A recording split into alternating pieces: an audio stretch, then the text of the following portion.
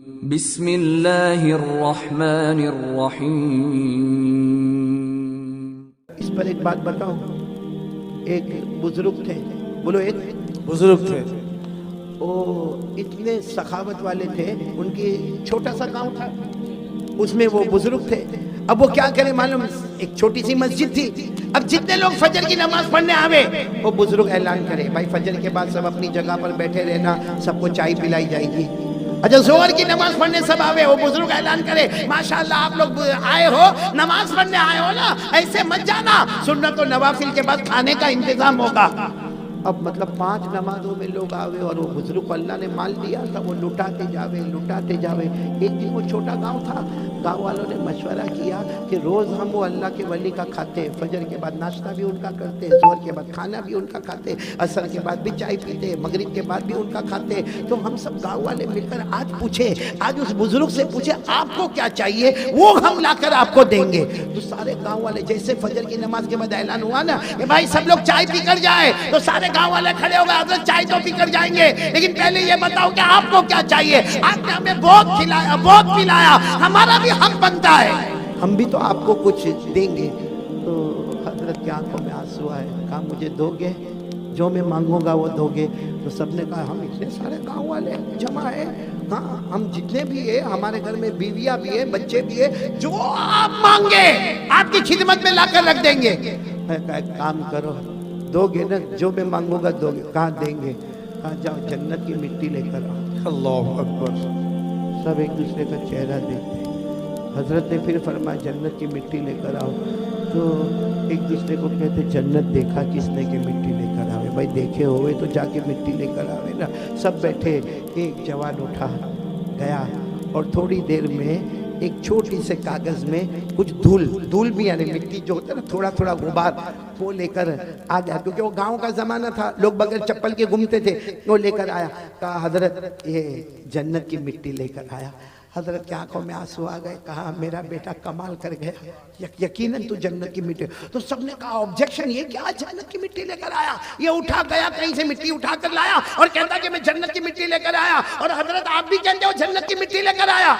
हजरत ने उस जवान से कहा बता इनको तू कहाँ से लेकर आया, मैं तो समझ गया, मुझे तो खुशबू आ गई, तू बता। तो जवान खड़ा हुआ रोकर कहने लगा मैं घर गया, मेरी माँ सो रही थी। बोलो मेरी माँ सो रही थी। लेकिन उस जमाने में लोग गांव में चलते थे तो चप्पल तो पहनते नहीं थे। कहा मेरी माँ सो रही थी, मैंने माँ के पाँव दबाए, पाँव दबाते दबाते मैंने मेरी माँ के तलवे, देखो ये तलवे पर यूं हाथ घुमाया, फिर हाथ घुमाया, जो मिट्टी आई वो लेकर आ गया, क्योंकि मेरे नबी ने फरमाया जन्नत मिलती है तो माँ के कदमों के नीचे। सुभान अल्लाह। जन्नत मिलती है तो माँ के कदमों के नीचे मिलती। मैं वो जन्नत की मिट्टी लेकर आया, सारा मजमा दाढ़े मार कर रोया, और हजरत ने फरमाया अल्लाह की कसम मेरे नबी ने भी फरमाया जन्नत माँ के कदमों के नीचे है, और बाप जन्नत का दरवाजा है। मेरे भगवानपुर वालों सच बताना, दरवाजा है कि तोड़ दिया है? बाप जन्नत का दरवाजा है ना, कहीं नाराज करके दरवाजा तोड़ तो नहीं दिया।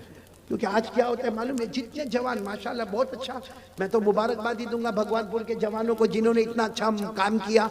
और अगर ये भगवानपुर में चलो ये कारी अहमद अली का और उलमा का प्रोग्राम है, हमारे बेटे फिरदौस कौसर का प्रोग्राम, अगर ये प्रोग्राम ना होता, चलो कोई शादी का प्रोग्राम होता, फिर भी हमारे जवान माशाल्लाह सब इतने तंदुरुस्त है। कोई कहता हाँ वो खाना मैं तकसीम करूंगा, वो दूसरा कहता कुर्सी में लगाऊंगा, तीसरा कहता टेबल में लगाऊंगा, चौथा कहता पानी में पिलाऊंगा। और ये भगवानपुर वाले बहुत खुश होते माशाल्लाह, ये जवानों ने पूरा काम आसान कर दिया। शादी का घराना था, टेंशन में था, सारा टेंशन दूर हो गया। लेकिन मैं एक सवाल पूछता हूँ मेरे जवानों, अगर ये हम शादी के प्रोग्राम में इतना काम करते, कभी घर जाके अब्बा के पाँव को दबाया?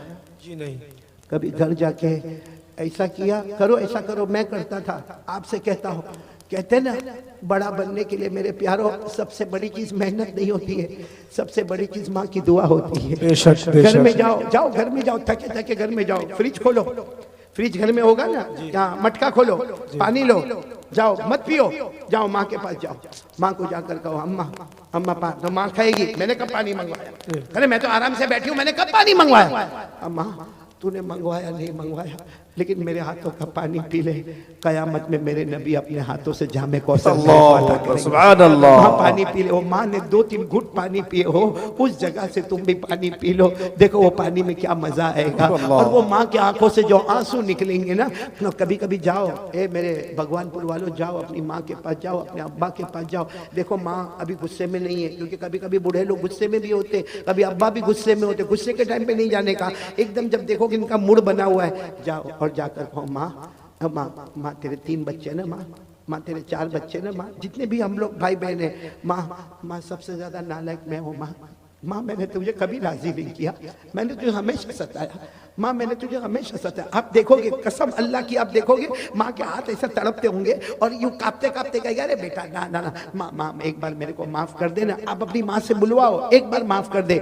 माँ यूं हाथ रखेगी, जा जा बेटा मैंने माफ कर दिया। और फिर माँ को कहो, माँ मैं नहीं तेरा हक अदा नहीं कर सकता, क्योंकि एक तरफ मेरी बीवी है, एक तरफ मेरे बच्चे, एक तरफ माँ तू है, कभी इधर जाऊं तो वो नाराज है, इधर आओ तो तू नाराज है, माँ तेरा हक अदा नहीं कर सकता, लेकिन माफ कर दे।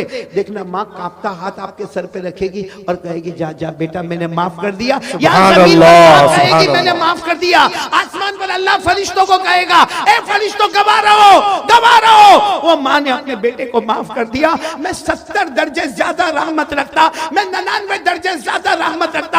अगर माँ अपने बेटे को माफ कर सकती है, गवाह बन जाओ, मैंने भी अपने बंदे को। सुभान अल्लाह, नाराए तकबीर।